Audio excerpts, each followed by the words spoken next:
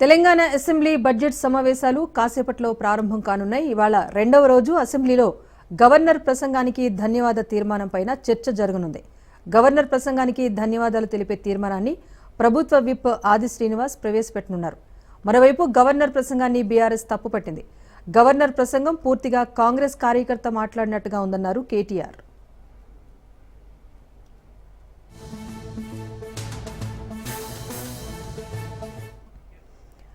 మరోవైపు శాసనసభ మండలిలో ప్రశ్నోత్తరాల అంశాన్ని రద్దు చేయగా Telangana drinking water supply corporation limited 7వ వార్షిక నివేదికను మంత్రి సీతక్క సభలో ప్రవేశపెట్టనున్నారు.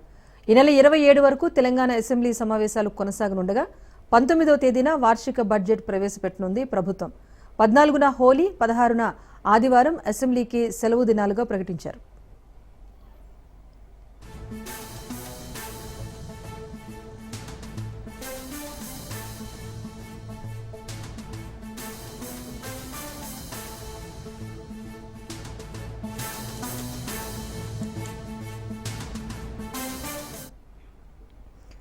తెలంగాణ అసెంబ్లీ బడ్జెట్ సమావేశాలు మరి కాసేపట్లో ప్రారంభం కానున్నాయి. ఇవాళ రెండో రోజు అసెంబ్లీలో గవర్నర్ ప్రసంగానికి ధన్యవాద తీర్మానంపైన చర్చ జరగనుంది. గవర్నర్ ప్రసంగానికి ధన్యవాదాలు తెలిపే తీర్మానాన్ని ప్రభుత్వ విప్ ఆది శ్రీనివాస్ ప్రవేశపెట్టనున్నారు. మరోవైపు గవర్నర్ ప్రసంగాన్ని ఇప్పటికే బీఆర్ఎస్ తప్పుపట్టింది. గవర్నర్ ప్రసంగం పూర్తిగా కాంగ్రెస్ కార్యకర్త మాట్లాడినట్టుగా ఉందన్నారు వర్కింగ్ ప్రెసిడెంట్ కేటీఆర్.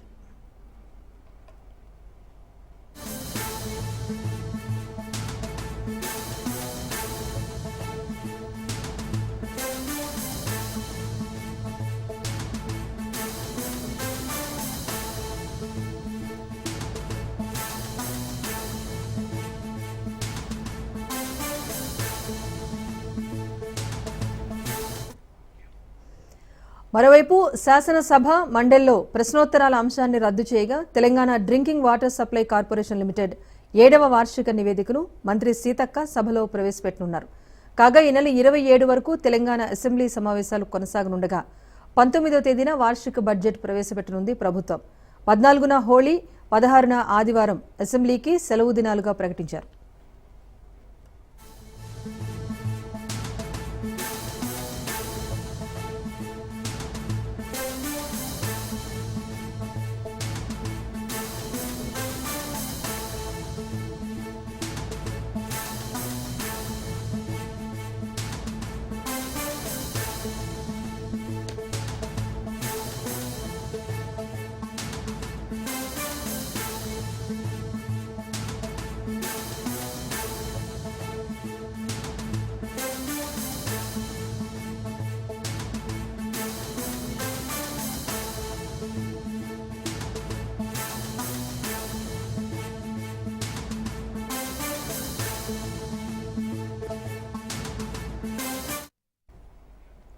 మొత్తానికి నిన్న తెలంగాణ అసెంబ్లీ సమావేశాలు ప్రారంభమయ్యాయి. ఇవాళ రెండో రోజు గవర్నర్ చేసిన ప్రసంగం పైన ధన్యవాదాలు తెలిపే తీర్మానం ఉంటుంది. దీనిపైన చర్చ కూడా కొనసాగించే అవకాశం కనిపిస్తోంది. అయితే ఈ రోజు వరకు చూసుకుంటే ప్రశ్నోత్తరాలను రద్దు చేశారు. మరి అసెంబ్లీ సమావేశాలకు సంబంధించి అప్డేట్ అక్కడి నుంచి మా ప్రతినిధి సైదులు అందిస్తారు. సైదులు చెప్పండి, ఇప్పటికే నిన్న గవర్నర్ ప్రసంగం చేస్తున్న టైంలోనే రైతు రుణమాఫీ అంశం, నిరుద్యోగుల అంశం వచ్చినప్పుడు, అలాగే బడ్జెట్కు సంబంధించి అంశం వచ్చినప్పుడు కూడా విపక్షాల నుంచి కాస్త నినాదాలు విన్నాం మనం. సో ఈ రోజు గవర్నర్ ప్రసంగం పైన తీర్మానం చేయబోతున్నారు. చర్చ కూడా ఉండనున్న నేపథ్యంలో ఎలా ఉండబోతోంది సమావేశం?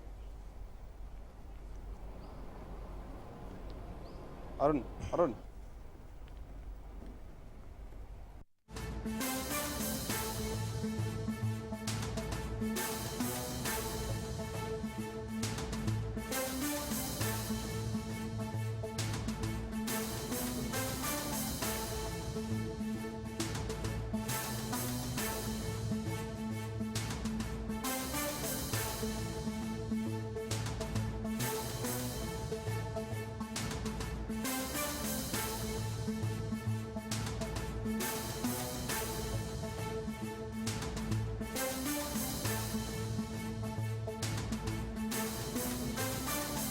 రెండో రోజు సమావేశాలు కొనసాగనున్నాయి. ఈ రోజు గవర్నర్ ప్రసంగం పైన చర్చ కొనసాగే అవకాశం కనిపిస్తోంది. ధన్యవాదాలు తెలిపే తీర్మానం పైన చర్చ అయితే కొనసాగుతుంది. ఇప్పటికే బీఆర్ఎస్ గవర్నర్ ప్రసంగానికి సంబంధించి కాంగ్రెస్ కార్యకర్తలాగా గవర్నర్ జిష్ణుదేవ్ మాట్లాడారు అంటూ ఆరోపణలు చేశారు. కాంగ్రెస్ పార్టీ ఇచ్చిన స్క్రిప్ట్ను చదివేశారు గవర్నర్ అంటూ కూడా ఆరోపణలు చేసిన సందర్భం ఉంది. మరి ఈ రోజు ధన్యవాదాలు తెలిపే తీర్మానంపై చర్చ ఎలా ఉండబోతోందన్న దానికి సంబంధించి మా ప్రతినిధి సైదులు మరింత సమాచారం అందిస్తారు. సైదులు. ఎస్ రాజేశ్వరి, బడ్జెట్ సమావేశాల నేపథ్యంలో నిన్న గవర్నర్ ప్రసంగం ముగిసింది. అయితే గవర్నర్ ప్రసంగం మొత్తం కూడా గాంధీ భవన్ ప్రసంగంలా ఉందని చెప్పేసి నిన్న బీఆర్ఎస్ పార్టీ కూడా ఖండించింది. దానిలో భాగంగా BRS party working president KTR మాట్లాడుతూ అనేక అంశాలు చర్చకొస్తాయేమో అని చెప్పేసి గవర్నర్ ప్రసంగంలో పొందుపరుస్తారేమని చెప్పేసి భావించాం, కానీ ఒక్క అంశం కూడా అందులో లేదు. అది పూర్తిగా కాంగ్రెస్ పార్టీ స్క్రిప్ట్ లాగా, గాంధీ భవన్ స్క్రిప్ట్ లాగా ఉన్నదని చెప్పేసి కూడా ఆరోపించారు. ప్రధానంగా రైతు ఆత్మహత్యలు రాష్ట్రంలో పెద్ద ఎత్తున జరుగుతుంటే ముఖ్యంగా వారి కుటుంబాలకు భరోసా కల్పించే విధంగా అందులో గవర్నర్ ప్రసంగంలో మెన్షన్ చేస్తారేమని చెప్పేసి భావించాము. రాష్ట్ర వ్యాప్తంగా కూడా రాష్ట్ర ప్రజలందరూ కూడా గవర్నర్ ప్రసంగంలో ఇలాంటి అంశాలు పొందుపరుస్తారని చెప్పేసి కూడా ఎదురు చూశారు. కానీ ఆ ప్రసంగం మొత్తం కూడా డొల్లలాగా ఉంది.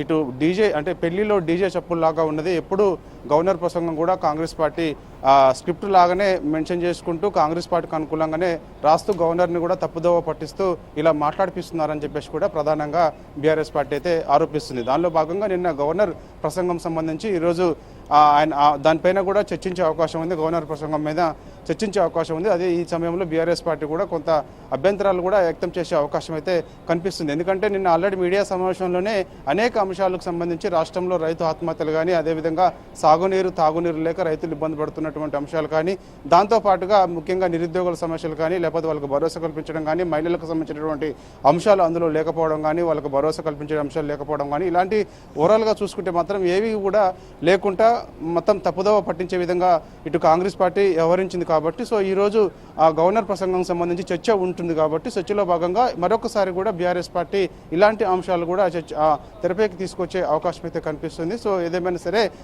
రెండు ఇటు మండలి అదేవిధంగా అసెంబ్లీ 10 గంటలకు ఈ యొక్క సభలు స్టార్ట్ అయ్యే అవకాశం కనిపిస్తుంది.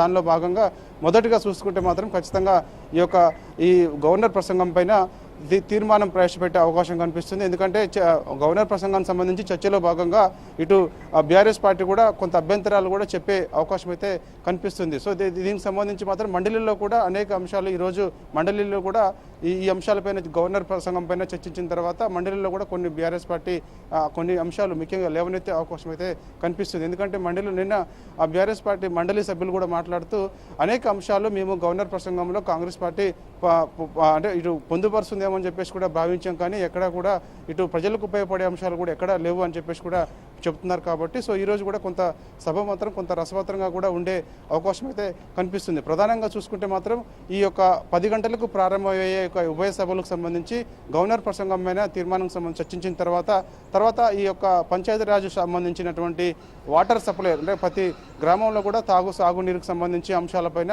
ఇటు చర్చకు వచ్చే అవకాశం అయితే కనిపిస్తుంది. సో ఈ చర్చ అంశాలకు సంబంధించి మాత్రం ఈ ప్రతి గ్రామంలో ఆల్రెడీ కాంగ్రెస్ పార్టీ పదే చెప్తూ వస్తుంది. అంటే మేము ఎక్కడ కూడా పంటలు ఎండిపోవడం లేదు, సకాలంలోనే రైతులకు సంబంధించి సాగునీరు అందిస్తామని చెప్తున్నప్పుడు కూడా పూర్తిగా క్షేత్రస్థాయిలో చూస్తే మాత్రం మొత్తం రాష్ట్రంలో అనేక దగ్గర రైతులు చాలా ఇబ్బందులు పడుతున్నారు. కాబట్టి పంటలు ఎండిపోయి రైతులు కూడా అవస్థలు పడుతున్నారు. కాబట్టి సో ఈ అంశాలన్నింటినీ కూడా అవసరమైతే బీఆర్ఎస్ పార్టీ కూడా వాకౌట్ చేసే అవకాశం కనిపిస్తుంది. ఖచ్చితంగా చర్చకు కూడా పట్టుబట్టే అవకాశం కనిపిస్తుంది, దాన్ని కంటిన్యూ చేసే అవకాశం కూడా. ఎందుకంటే నిన్న కూడా ప్రధానంగా కేసీఆర్ కూడా మనం జరిగినటువంటి సమావేశంలో కూడా ఇదే అంశాలు కూడా ఇటు బీఆర్ఎస్ పార్టీ ఎమ్మెల్యేలకు ఎమ్మెల్సీలకు ఇదే అంశాలు కూడా దిశానిర్దేశం చేశారు. ఎందుకంటే రాష్ట్రంలో రైతులు అనేక ఇబ్బందులు పడుతుంటే కాంగ్రెస్ పార్టీ మాత్రం చూస్తున్నట్లు ఎవరిస్తుంది. అసలు కాళేశ్వరం ప్రాజెక్టుకు సంబంధించి ఇప్పటికే అనేక వాటర్ అవకాశాలు ఉన్నా కూడా వాడుకునే అవకాశాలు ఉన్నా కూడా అవి వాడుకోకుండా నిర్లక్ష్యం చేస్తుంది. అది కాళేశ్వరం ప్రాజెక్టు కాదు, కూలేశ్వరం ప్రాజెక్టు అని చెప్పేసి నిందలు మోపుతుంది తప్ప దాని నుంచి మనం రైతులకు నీళ్లు ఎలా ఇవ్వాలో ఆలోచన కూడా చేయడం లేదు. కాబట్టి so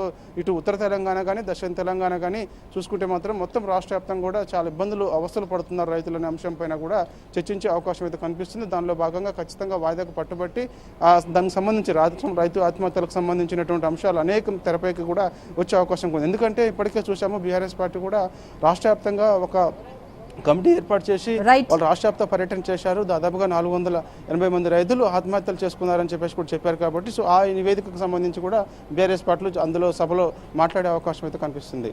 right, thank you Saidulu.